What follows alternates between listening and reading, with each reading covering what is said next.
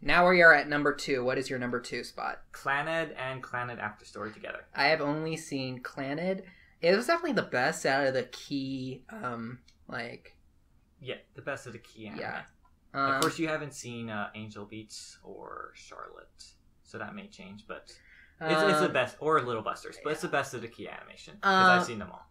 It's like... Besides Air. I would say that considering what it is, it's the best that an anime of its kind can realistically get while still staying in the weird, Yeah, visual novel romance anime tend to be terrible. Also known as porn.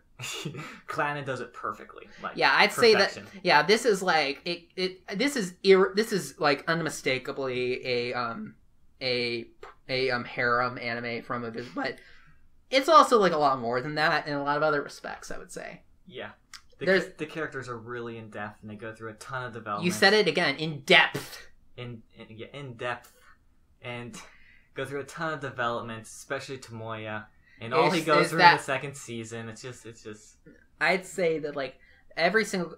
I will say I think my favorite character in all of it is Nagisa's dad. He's pretty awesome. It was even her sweets sold out. Well, when you say it like that, it makes it seem like my sweets never sold. Honey, I love you so much. I love you too. Personally, I loved Kotomi, Genius Girl, the Genius Girl, and the miraculous journey of the teddy bear. That was just was so 0 to sweet real quick.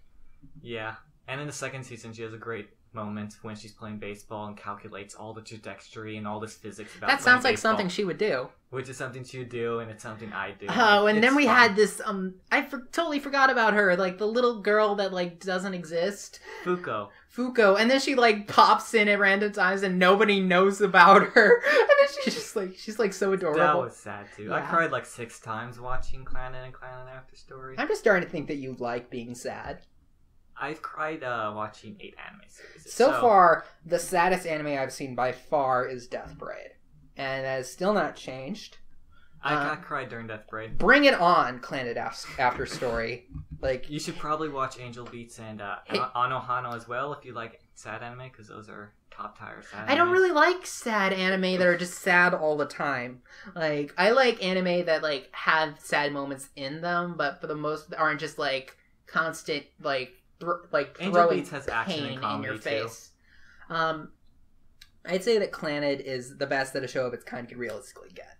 Yes. And I am going to watch Clannad After Story soon.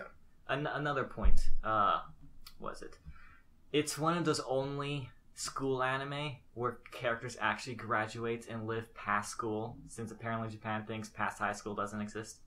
And another thing, Dango I cannot think of a single anime that takes place at college. Exactly.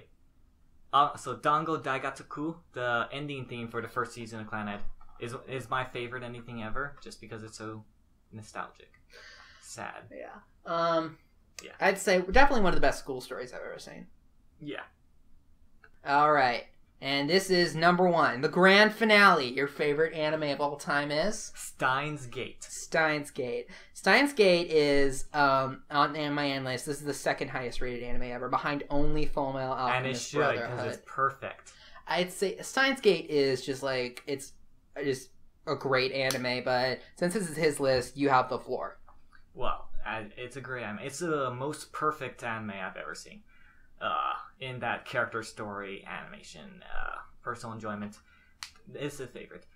I really love the characters. The characters are my favorites. The characters are probably the best part about Steins Gate for me. Yes, Rentaro Okabe is my favorite character ever. I own a lab coat because I love him so much. Really? Yeah. I started out seeing Okabe as kind of like a off-brand L, but then it's just he started forming out his own niche, and I really liked, what is her name? Trina Nishimura's character. I don't. Okay. Which girl? Because there's red hair from America, wears a jacket, wants her own spoon. Kirisu.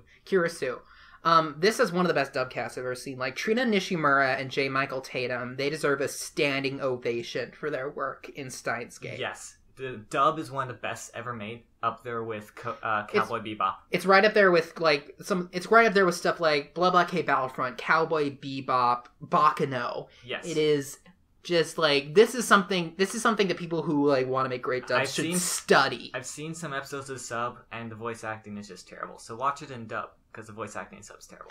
Well, like, there's also like an all-star well, I actually don't know the entire cast, but I knew that the main character is played by Mamoru Miyano, also known as Light from Death Note, and Ritaro's Japanese voice actor is really good, and some of his English that he says is really funny and stuff. I just like, hate all Mamoru the girls. Miyano can actually speak English. I just hate all the girl voice actors because they're just screaming little children, and it just annoys me. It just rubs me off. Well, I just like really just like all the characters, and this did not make me cry, but the moment when the little girl is like just talking to the grave, and she was like, I was just like, oh, my Yuri, she's just a sweet character. She is just the sweetest little girl you'll ever come across, but she's also really funny. I think and I think one of my favorite moments of her was like, Okabe, I'm so mad at you, can hardly see straight.